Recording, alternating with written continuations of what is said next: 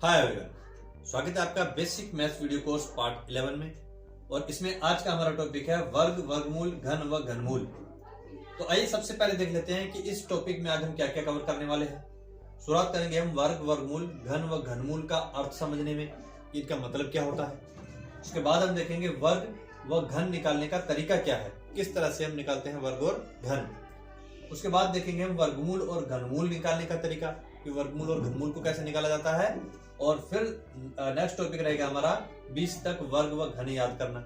मतलब हमें कम से कम 20 तक वर्ग और घन याद होने चाहिए, क्योंकि जब भी इनकी जरूरत पड़े तो इसको निकालने के बजाय तुरंत हमें इसका आंसर आना चाहिए। और वीडियो के अंत में होगा इन सब टॉपिक से जुड़ा हुआ एक टेस्ट, जिससे आपको ये पता चले कि आज आपने कितना सीखा है। तो आइए दोस्तों, बिना देरी के स्टार्ट करते हैं। संकल्प फॉर टीचिंग करियर। शुरुआत करते हैं सबसे पहले वर्ग और वर्गमूल, घन और घनमूल का अर्थ जानने में। मतलब सबसे पहले समझ लेते हैं आखिरकार ये वर्गमूल घनमूल होता क्या है। जैसे कि पहला क्वेश्चन आपके सामने यहां पर है 5 की घात 2, मतलब कि ये 5 की घात 2 लगाई है, मतलब 5 का वर्ग कर रहे हैं। फिर वर्ग करते कैसे हैं, घात 2 का मतलब होता है 5 गुणा 5 2 बार लिखना, और फिर इनका गुणा कर देना, 5 गुणा 5 हो गया 25। तो यहाँ पे देखना है एक संख्या ऐसी थी जिस पर घात 2 लगाई, और एक संख्या ऐसी थी जो गुणा करके आंसर आया। जिस संख्या पर घात 2 लगाई इसे कहते हैं वर्गमूल, और घात 2 लगा के गुणा करके जो आंसर आया इसे कहते हैं वर्ग। सेम ऐसे ही कुछ सिचुएशन घन और घनमूल में भी है। जैसे यहाँ पर है 5 की घात 3, इसका मतलब 5 का घन निकाल रहे हैं, 5 का क्यूब निकाल रहे हैं। फिर क्यूब निकालते कैसे हैं, घात 3 है तो 3 बार गुणा में लिख लेते हैं, और गुणा करके आंसर आ गया 125। तो यहाँ पर ध्यान रखना है कि जिस संख्या पर घात 3 लग रही है वो है घनमूल, और घात 3 लग के गुणा होकर के जो आंसर आता है वो है घन। तो इसको हम कह सकते हैं 5 का घन 125 और 5 का वर्ग 25। तो ये तो गया इनका अर्थ। ध्यान रखना है आपको कि छोटी वाली वो संख्या जिसका उसी से गुणा हो रहा है वो वर्गमूल कहलाएगी या घनमूल कहलाएगी। और घात 2 है 2 बार गुणा होकर के आएगा तो वर्ग, घात 3 है 3 बार गुणा होकर के आएगा तो घन। ये है इनका अर्थ। ठीक है, अब आगे बढ़ते हैं हम कि वर्ग और घन निकालते कैसे हैं। फिर उसके बाद देखेंगे हम कि वर्गमूल और घनमूल निकालते कैसे हैं। तो अब हम देखते हैं वर्ग कैसे निकालना है। जैसे क्वेश्चन है 2, उसकी घात 2, इसका मतलब 2 का वर्ग है, वर्ग निकालना है। तो जैसा कि अभी मैंने बताया कि 2 की घात 2 का मतलब है 2 गुणा 2। मतलब ये घात जो होती है ना, पावर जिसे कहते हैं, ये जितनी होती है उतनी ही बार इस संख्या को गुणा में लिखना है। घात 2 है तो 2 बार, घात 3 होती तो 3 बार, घात 4 होती तो 4 बार। तो घात 2 है इस बार, इसलिए हमने 2 को 2 बार लिखा। अब गुणा कर देना है, 2 गुणा 2 2 दूनी 4 हो गया वर्ग, सिंपल। तो 2 का वर्ग हो गया 4, 2 है वर्गमूल और 4 है वर्ग। ऐसे ही 3 का वर्ग निकालना है तो 3 गुणा 3, यहां जो संख्या है इसी को लिखना है, और जितनी घात है उतनी बार लिखना है। 2 है तो इसलिए 2 बार लिखा, 3 होती तो 3 बार।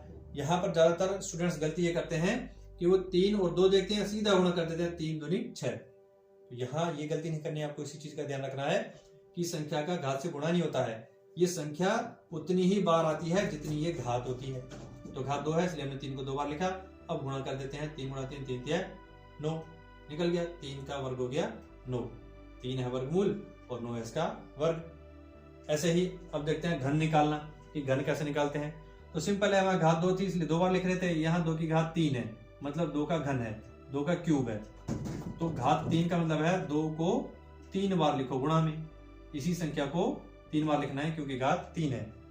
अब आप इनका गुणा कर दो, 2 गुणा 2 4, 4 गुणा 2 8। तो ये 8 आ गया इस 2 का घन। 2 है घनमूल और गुणा के जो आंसर आ गया वो हो गया घन। ठीक है, बहुत ही सिंपल है। ऐसे ही 3 की घात 3, मतलब संख्या 3 है और घात 3 है, इसका मतलब इस 3 को 3 बार लिखो। अब गुणा कर दो, 3 गुणा 3 9, 9 गुणा 3 27। तो ये 3 का घन हो गया 27। 3 है यहाँ पर घनमूल और 27 है इसका घन। तो उम्मीद करता हूं आपको अच्छे समझ में आया होगा घन घनमूल क्या होता है और वर्ग वर्गमूल क्या होता है, और घन कैसे निकालते हैं, वर्ग कैसे निकालते हैं। अब हम आगे बढ़ते हैं, वर्गमूल निकालना और घनमूल निकालना सीखते हैं। तो नेक्स्ट टॉपिक है हमारा वर्गमूल ज्ञात करना और घनमूल ज्ञात करना। पहले देख लेते हैं वर्गमूल कैसे ज्ञात करते हैं। जैसे क्वेश्चन है 16, इसका हमें वर्गमूल ज्ञात करना है।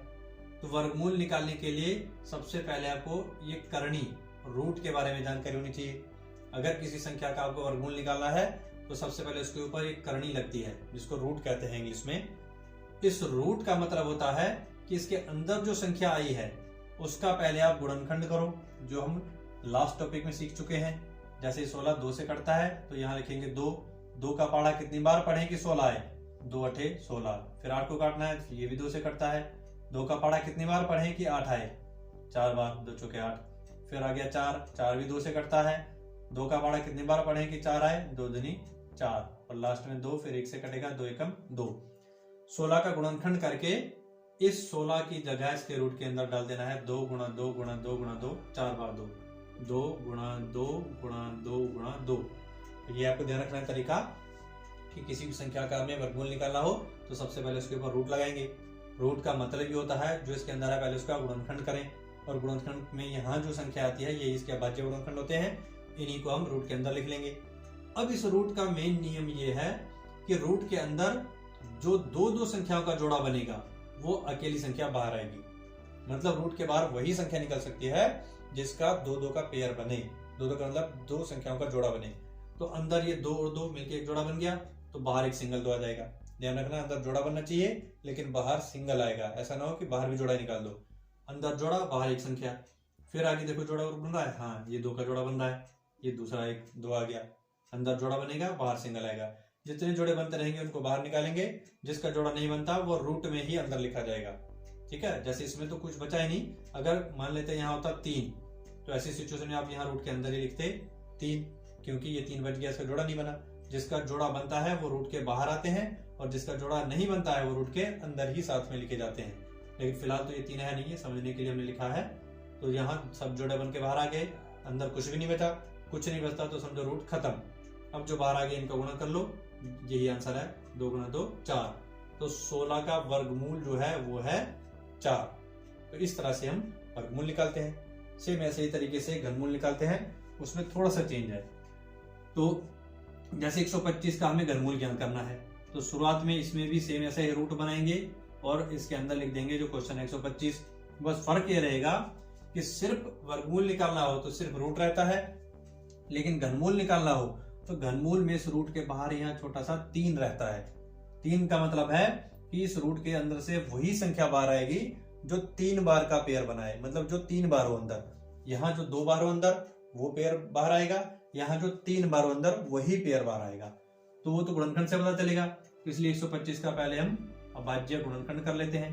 125 5 से करता है, 5 दूनी 10, 2 बच गए 25, 55 25, 25 आ गया, सीधा 5 से जाएगा, 55 25, और ये हो गया 5 एकम 5। तो 125 के गुणनखंड में 5 3 बार आता है, तो हम यही लिखेंगे इस रूट के अंदर 5 गुणा 5 गुणा 5, जो इसका गुणनखंड आ गया वही। अब ये 3 हमें ये बता रहा है कि जो संख्या अंदर 3 बार है, 3 का पेयर बना रही है, वही संख्या सिंगल बाहर आएगी और वही होगा हमारा आंसर, इसका घनमूल। 125 का जो घनमूल है वो है 5।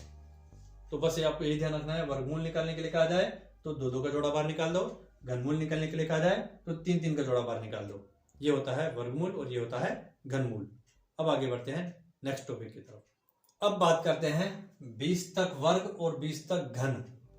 मतलब इनको आपको याद कर लेना है। अगर आपको मैथ में अपने आप को परफेक्ट बनाना है तो कई बार बीच बीच में क्वेश्चन ऐसे आएंगे जहां सीधा 17 का गुणा 17 से करना होगा या सीधा 8 की घात 3 होगी।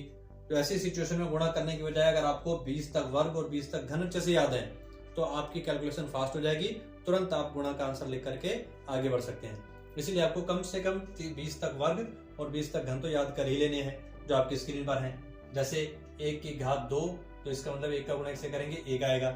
1 का वर्ग हो गया 1, 2 का वर्ग हो गया 4, 3 का वर्ग हो गया 9, 4 का वर्ग 16, 5 का वर्ग 25, 6 का वर्ग 36, 7 का वर्ग 49, 8 का वर्ग 64, 9 का वर्ग 81 और 10 का वर्ग 100। ऐसे ही 11 का वर्ग 121, 12 का वर्ग 144, 13 का वर्ग 169, 14 का वर्ग 196, 15 का वर्ग 225, 16 का वर्ग 256, 17 का वर्ग 289, 18 का वर्ग 324 और 19 का वर्ग 361 और 20 का वर्ग 400। अब बात कर लेते हैं 20 तक के घन की। तो यहाँ पर देखो 1 की घात 3 मतलब 1 गुणा 1 गुणा 3 बार तो 1 ही आएगा। तो 1 का घन 1, 2 का घन 8 मतलब 2 गुणा 2 गुणा 2 3 बार करोगे तो 8 आएगा, इसलिए 2 का घन हो गया 8।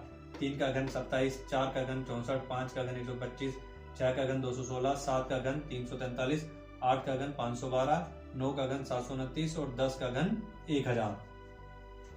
11 का घन 1331, 12 का घन 1728, 13 का घन 2197, 14 का घन 2744, 15 का घन 3375, 16 का घन 4096, 17 का घन 4913, 18 का घन 5832, 19 का घन 6859 और 20 का घन 8000। तो ये कुछ ऐसी संख्याएं हैं जिनके वर्ग और घन आपको याद हो तो ऐसी संख्या को देखते ही तुरंत आप पहचान लोगे कि ये किसका वर्ग है या किसका घन है। तो उम्मीद करता हूं आज के सारे कॉन्सेप्ट आपको अच्छे से समझ में आए होंगे। तो अब बारी है टेस्ट की। देखते हैं आज की वीडियो में आपने कितना सीखा। तो आज आपने जो जो चीजें सीखी है उससे रिलेटेड 10 क्वेश्चंस का अभी आपका टेस्ट होने वाला है, जिसमें हर एक क्वेश्चन के आंसर के लिए आपको 15 सेकेंड्स मिलेंगे।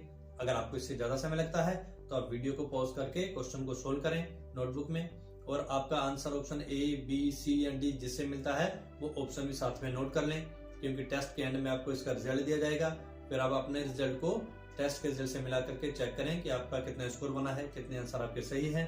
तो 10 में से आपके कितने मार्क्स बने हैं वो आप कमेंट बॉक्स में कमेंट करके बताएं, ताकि हमें पता चले आप कितना इंप्रूवमेंट कर रहे हो।